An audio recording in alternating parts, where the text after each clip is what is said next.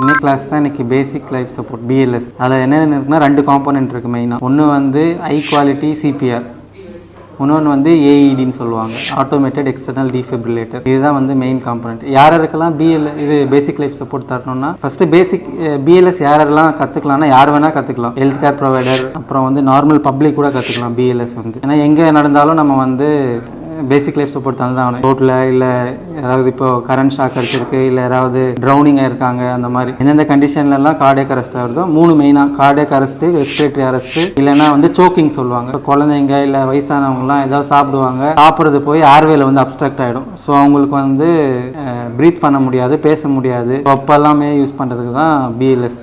யார் வேணால் கொடுக்கலாம். இது இந்த கண்டிஷனாக தரலாம். மெயினாக வந்து எங்கெங்கெல்லாம் வரும்னா இப்போ எம்ஐ வந்து சடனாக ஹார்ட் அட்டாக் வந்து கீழே விழுறாங்க, இல்லை வந்து கரண்ட் ஷாக் அடிச்சு எங்கேயா இருக்காங்க, இல்லை ஆர்டிஏல ரோட்டில் எங்கேயா இருக்காங்க, இப்போ தண்ணியில் ஏதாவது மூழ்கி இறந்துட்டாங்க, அந்த மாதிரி இருக்கிறவங்களாம் இருக்கும். இந்த மாதிரிலாம் தரலாம் நம்ம மெயினாக. அதில் ஸ்டெப்ஸ் என்னென்ன இருக்குன்னு பார்த்தீங்கன்னா, ஃபஸ்ட்டு வந்து சீன் சேஃப்டினா நம்ம இப்போ அந்த பேஷண்ட் விழுந்திருக்கிற இடம் வந்து சேஃபாக இருக்கா, பேஷண்ட்டுக்கும் சேஃபாக இருக்கா, இல்லை நமக்கும் சேஃபாக இருக்கான்னு பார்க்கணும். இப்போ கரண்ட் ஷாக் அடிக்கிற இடத்துல நம்ம போய் சிபிஆர் தர முடியாது. ஸோ அவங்கள வந்து நான் கரெக்டான சேஃபான பிளேஸ்க்கு பக்கத்தில் ஷிஃப்ட் பண்ணிட்டு நம்ம வந்து எல்லாரும் சேஃபாக இருக்கோமா அப்போ தான் நம்ம ஸ்டார்ட் பண்ணோம். அப்படி சீன் சேஃப்டி ஃபஸ்ட்டு பார்த்துட்டு அதுக்கப்புறம் வந்து பேஷண்ட் ரெஸ்பான்ஸ் பார்க்கணும். பேஷண்ட் வந்து ரெஸ்பாண்ட் பண்ணுறாரா இல்லை அன்கான்ஷியஸாக இருக்காரு. ஃபஸ்ட்டு கூப்பிட்டு பார்க்குறீங்க, ஓரல் கமெண்ட்ஸ் கொடுக்குறீங்க. ஓரல் கமெண்ட்ஸும் ரெஸ்பாண்ட் பண்ணனா ஷோல்டரில் தட்டி பார்க்குறீங்க. இல்லைன்னா அடுத்து வந்து நம்ம கால் ஃபார் ஹெல்ப். ஸோ அன்கான்ஷியஸு ஒருத்தரால் நம்ம எதுவும் பண்ண முடியாது.